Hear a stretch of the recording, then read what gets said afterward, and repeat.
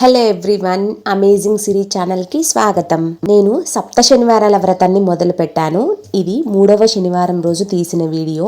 మొదటిగా ఇల్లంతా శుభ్రం చేసుకున్న తర్వాత ఆ స్వామిని ఇంట్లోకి ఆహ్వానం చేసేందుకు ముందుగా గడపకైతే పసుపు రాసుకొని చక్కగా అలంకరించుకుంటున్నాను.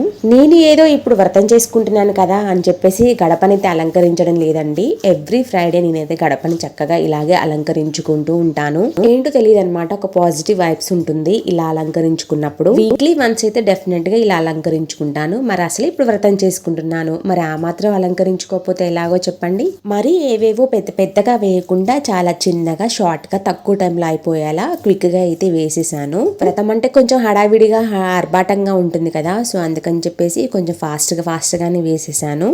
ఆ తర్వాత స్వామివారి కోసం పీఠాన్ని అయితే ఏర్పాటు చేసుకున్నాను.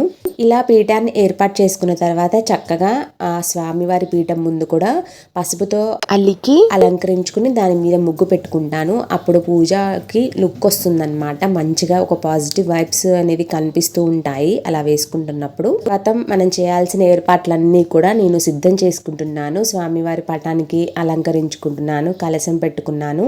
ఏమేమి పూజ కావాలో అవన్నీ కూడా ప్రశాంతంగా ముందుగా సిద్ధం చేసుకుంటాను. ఫస్ట్ శనివారం రోజు నేను ముడుపు కట్టాను. ఆ ముడుపునే నేను ప్రతి శనివారం వ్రతం చేసుకునేటప్పుడు ముడుపునైతే ఆ పూజలో పెట్టుకుని పూజ చేసుకుంటానన్నమాట. ఆ తర్వాత స్వామివారికి మెడలో అలంకరణకి మాల వేశాను.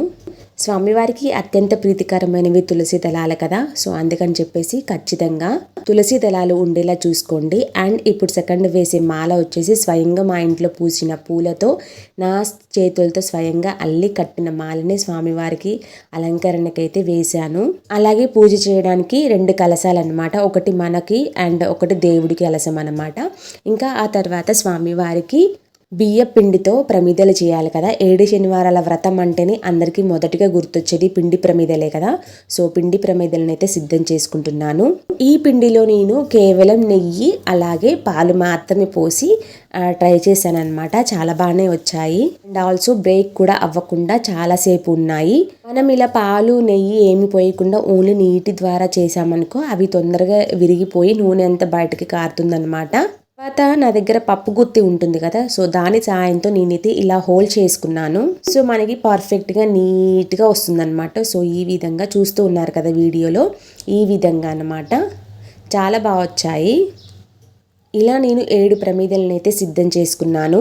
అండ్ నేను ఫస్ట్ చేసిన మొదటి శనివారం వీడియోలో ఇంకా క్లియర్గా ఉంటుందండి ముడుపు ఎలా కట్టుకోవాలి స్వామివారికి, అలాగే నల్ల నువ్వుల నైవేద్యం ఎలా చేయాలి, ఇవన్నీ కూడా ఫస్ట్ వీడియోలో ఉంటాయి. సో నేను ఇలా పప్పు గుత్తికి కొంచెం పిండిని అప్లై చేసి ఇలా ప్రెస్ చేస్తున్నాను, జస్ట్ అంతే అన్నమాట. సో ఆ చక్కగా హోల్ పడుతుంది. సో ఇలా నీట్గా వచ్చాయన్నమాట. సో చూసారు కదా. సో వీటికి ఒక్కొక్క పిండి ప్రమిదకి ఒక్కొక్క దేవుడి నామంలో ఉండే లెటర్స్ని అయితే రాస్తూ ఉన్నాను. నమో వెంకటేశాయ అని రాశానమాట. సో 7 ప్రమిదలకి కరెక్ట్గా 7 లెటర్స్ అయితే సరిపోతాయన్నమాట. సో ఈ విధంగా నేను గంధంతో కుంకుమతో అయితే ఇలా పిండి ప్రమిదలని నామాలతో అలంకరించుకుంటున్నాను. ఇదంతా ఆల్మోస్ట్ చేయడానికి చాలా టైమే పడుతుందండి. ఆల్మోస్ట్గా పూజ అంతా కంప్లీట్ అవ్వడానికి 3 అవర్స్ పైన డెఫినెట్గా అయితే టైం తీసుకుంటుంది. ప్రతిసారి నేను ఈ పిండి ప్రమిదలకి ఇలా నామం పేర్లు అయితే రాయలేదు. ఒక్కొక్కసారి నామాలు పెట్టేదాన్ని, తర్వాత ఒక్కొక్కసారి నార్మల్గా బొట్టు పెట్టేదాన్ని. ఇప్పుడైతే స్వామివారి పేరు రాశాను. అలాగే స్వామివారి కోసం నైవేద్యం కోసం చింతపండు పులిహోర నేను ప్రిపేర్ చేసేసుకున్నాను. సో చింతపండు పులిహోరనైతే ప్రిపేర్ చేద్దాము అనుకున్నాను. అందులో కొన్ని మిరియాలు వేసి యాజ్ ఇట్ ఈజ్గా మనకి తిరుపతిలో పులిహోర ఎలా ఉంటుందో ఆ విధంగా వచ్చే టేస్ట్తో అయితే పులిహోర అయితే చేయడానికి ట్రై చేశాను. ఒక్కొక్క వారం ఒక్కొక్క నైవేద్యం పెడుతూ ఉన్నాను. వీలైతే 2 రకాలు, 3 రకాలు, 7 రకాల, 5 రకాల నైవేద్యాలు పెట్టుకోవచ్చు. బట్ మనకి టైం కూడా ఉండాలన్నమాట, అన్ని ఐటమ్స్ చేసేంత టైం కూడా. సో నేనైతే ఎవ్రీ వీక్ ఒక్కొక్క నైవేద్యమే పెడుతున్నాను. ఈ 3rd వారం వచ్చేసి పులిహోరనైతే ఎంచుకున్నాను. పులిహోరే కాకుండా నువ్వుల లడ్డూలు కూడా చేశాను. నిజంగా లడ్డూలు ఎంత బాగుంటాయా అని తిన్న తర్వాత అర్థమైంది. ఇప్పుడు నేను సిద్ధం చేసుకున్న ఈ పిండి ప్రమిదలను తీసుకువచ్చి ఇలా తమలపాకు పైన అరేంజ్ చేసుకుంటున్నాను. ఎందుకంటే ఇన్ కేస్ నూనె లీక్ ఏమైనా అయినా కానీ తమలపాకు మీద పడుతుందనమాట.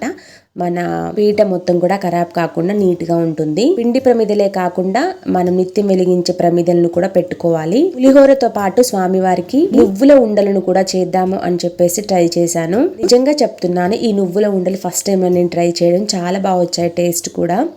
ఆ తర్వాత ఇందాక నేను పసుపు రాశాను కదా అలంకరించుకోవడానికి, సో అది పూర్తిగా ఎండిపోయింది. ఇప్పుడైతే ముగ్గు వేసేసుకుంటున్నాను. ప్రతి వారం ఒక్కొక్క రకం ముగ్గు అయితే వేస్తాను. ఈ వారం వచ్చేసి ఈ రకమైన ముగ్గు అయితే వేశాను. ఇక పూజకి కావాల్సిన పూజా సామాగ్రి అన్నిటిని కూడా నేను సిద్ధం చేసుకున్నాను. కలశాలు, పువ్వులు, పిండి ప్రమిదలు, నైవేద్యాలు, అలాగే ఒక పానకము, అగరబత్తీలు. ఫస్ట్ శనివారం వ్రతం చేసేటప్పుడేమో నల్ల నువ్వులతో ఉండలు చేశాను. ఇప్పుడైతే నార్మల్ నువ్వులతో లడ్డూలు అయితే చేశాను. ఇంకా స్వామివారి అభిషేకం కోసం పీఠాన్ని ఏర్పాటు చేసుకున్నాను. ఇలా అన్నీ చక్కగా అరేంజ్ చేసుకున్నాను. పంచామృత స్నానం కోసం పంచామృతాలను అయితే ఇలా విడివిడిగా తీసుకున్నాను.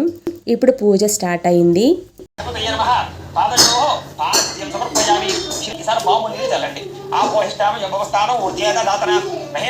తయారు చేస్తే ఇలాంటి యజ్ఞోపేతం పట్టు నమస్కారం చేయండి. లేని వాళ్ళు అక్షతలు పట్టు నమస్కారం చేయండి. అయితే పరిమళ ధూపమాగ్రాపయామి చేసేయండి. ఈసారి దీపాన్ని నమస్కారం చేయండి. ఓం సాధ్యం త్రివర్త సంయుక్తం మండిన 5 సార్లు అలా గణపతికి చూపించండి. ఓం ప్రాణాయ స్వాహ, ఓం అపానాయ మధ్య పానీయం సమర్పయామి, అమృత పీఠానమసి ఇలా ఉత్తరంతో ఆలయామి, శుద్ధ ఆచమనీయం సమర్పయామి, తాంబూపయామి, నీరాజనం. ఈసారి హారతి కర్పూర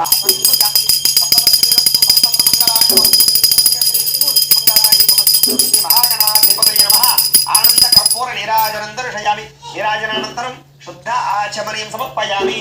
అక్కడ పెట్టేసి ఒక నీళ్ళ చొక్క జల్లి చక్కగా కళ్ళగత్తుకోండి. గణపతి దగ్గర వేసేసేయండి. నమస్కారం చేసుకోండి. నమస్కారమి ఆత్మ పెట్టుకోండి.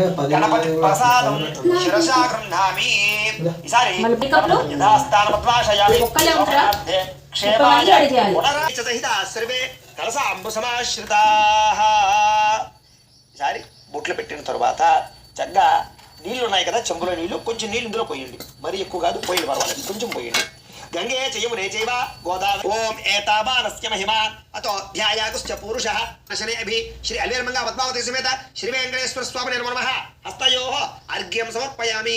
ఈసారి మళ్ళా స్వామి ఓం తస్మాత్ విరాడ జాయతాయం భవావాజస్య సంగతే దతిక్రావన్నో అకారుషం జిష్ణోరస్య వాజినః సురభిరోముఖాకృత ప్రణాయోగం శతారుషతో శుక్రమశి జ్యోతిరసిత్రేణ వసో సూర్యస్య రశ్మిభిః మధువాత అర్ధాయతే మధుక్షరంతే సింధవః. ఈసారి మామూలు నీళ్ళు చల్లండి ఓ పుష్పం ముంచి. ఇలా యూట్యూబ్లో అయ్యవారు చెప్తూ ఉన్నప్పుడు ఇలా పూజ అయితే చేసుకుంటూ ఉన్నామన్నమాట. ఆ తర్వాత స్వామివారి కోసం పంచామృత స్నానాలు అయితే సిద్ధమయ్యాయి అన్నమాట. మనం చేసుకునేది ఎప్పుడో ఒకసారి చేసుకుంటాం. 7 శనివారాల వ్రతం ప్రతిరోజు అయితే చెయ్యం కదా, అందుకని చెప్పేసి చేసుకున్నది ఏదో నీట్గా చేసుకోవాలని చెప్పేసి ఇలా ఏది కూడా మిస్ అవ్వకుండా పూర్తిగా అయితే నేను చేసుకుంటున్నాను. ఎందుకంటే ఇప్పుడు 7 శనివారాలు పూర్తయిన తర్వాత మళ్ళీ ఎప్పుడు చేసుకుంటామో మనకే తెలియదు. కొన్ని సంవత్సరాలు కూడా గడవచ్చు అనమాట మళ్ళీ చేసుకోవాలంటే. నేను 3 years బ్యాక్ ఒకసారి చేశాను, కానీ చాలా సింపుల్గా చేశాను. జస్ట్ పిండి ప్రమిద పెట్టి మాత్రమే చేశాను. ఇవన్నీ ఏం చేయకుండా ఇలా పూజలాగా చేయకుండా నార్మల్గా చేశాను. సో అందుకని చెప్పేసి ఇప్పుడు చాలా మంచిగా చేసుకోవాలని చెప్పేసి ఇలా అయితే చేసుకుంటున్నాను. చాలా మనసుకైతే తృప్తిగా ఉంది ఇలా చేసుకోవడము. శ్రీ వెంకటేశ్వర స్వామి నమః. ఆభరణార్థం సమర్పయామి. వేసేసేయండి. ఆభరణ ధవళకరణార్థం ఆ పుష్పై సహిత పత్రై సహిత పుష్పాలు చేస్తుండండి. తర్వాత చిత్రాంగులి పూజయామి. ఓం మాధవాయ నమః. వల్భో పూజయామి. ఓం గోవిందాయ నమః. వల్భో పూజయామి. ఓం ఇంద్రాపతయ నమః. జంగే పూజయామి. ఓం రాయ నమః. జారణి పూజయామి. ఓం జనార్దనాయ నమః. గురు పూజయామి. ఓం విష్ణురశ్రవశే నమః. వల్త్రీం పూజయామి. ఓం కుక్షితాయ నమః. వత్రం పూజయామి. ఓం లక్ష్మీ వక్షస్థలాయ నమః. వక్షస్థలం పూజయామి. ఓం కముకంఠాయ నమః. కంఠాన్ పూజయామి. ఓం పూర్ణే. మనకి మనమే స్వామివారి నామాలు చదువుకుంటూ చేయాలంటే పూజ టైం ఎక్కువగా తీసుకుంటుంది. ఎందుకంటే బుక్లో చూసుకోవాలి, ఇటు పుష్పాలను సమర్పించాలి కదా, టైం ఎక్కువగా తీసుకుంటుంది. అలా కాకుండా అయ్యవారు చదువుతున్నప్పుడు మనం చేసుకుంటూ ఉంటే త్వరగా అయిపోతుంది అనమాట.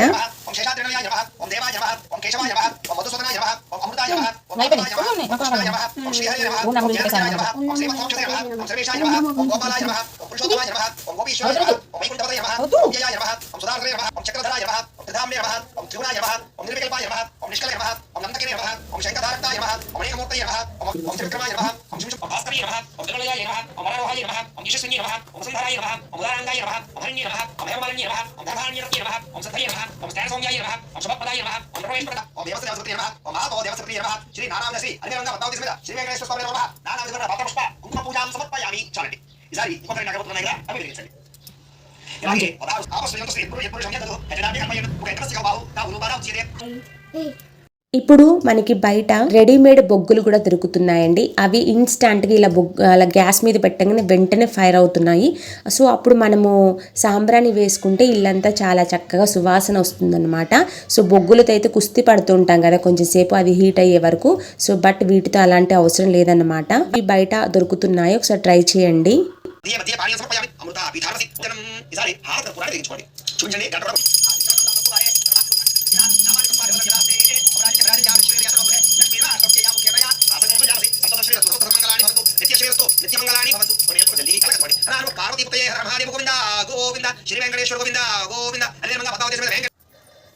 స్వామివారి అలంకారంలో ఎలా ఉన్నారు అనేది కామెంట్ చేయండి. వీడియో నచ్చితే లైక్ చేయండి. అండ్ నేను ఏదైనా మిస్టేక్స్ చేసి ఉంటే ప్లీజ్ కామెంట్ ద్వారా తెలియచేయండి. పూజ అంతా అయింది ఒక ఎత్తు అయితే, తర్వాత ఇదంతా క్లీన్ చేయడం మరొక ఎత్తు అనమాట. సో ఇప్పుడు పూజ అంతా అయిన తర్వాత ఇవన్నీ క్లీన్ చేసుకున్న తర్వాత మనసు ప్రశాంతంగా అనిపిస్తుంది. దేవుడి దగ్గర అలా చుట్టూ అలా పెట్టి అలాగే ఉంచితే కూడా సో మనకి మంచిగా అనిపించదు, దేవుడు కూడా మేబీ నచ్చకపోవచ్చు. సో అందుకని చెప్పేసి నేనైతే చక్కగా క్లీన్ చేసుకున్నాను. ఇప్పుడు ఫైనల్గా ఒక్కసారి స్వామివారిని పూజ అయిన మొత్తం అయిపోయిన తర్వాత కథ అంతా విన్న తర్వాత తీసిన వీడియో అంటే ఇది. సో ఈ వీడియోని ఒకసారి చూడండి.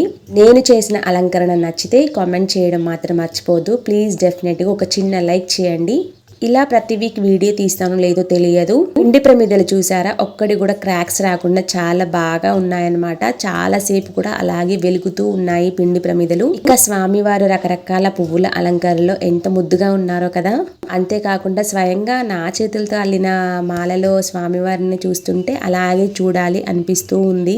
ప్రతిసారి కలశం పెట్టినప్పుడు కలశం పైకి క్లాత్ తేవాలంటే ప్రతిసారి కొనలేం కదా, అందుకని చెప్పేసి నేనైతే కాటన్ అయితే యూజ్ చేసేసుకున్నాను. వీడియో నచ్చితే లైక్ చేయడం మర్చిపోకండి. Thank you for watching this video.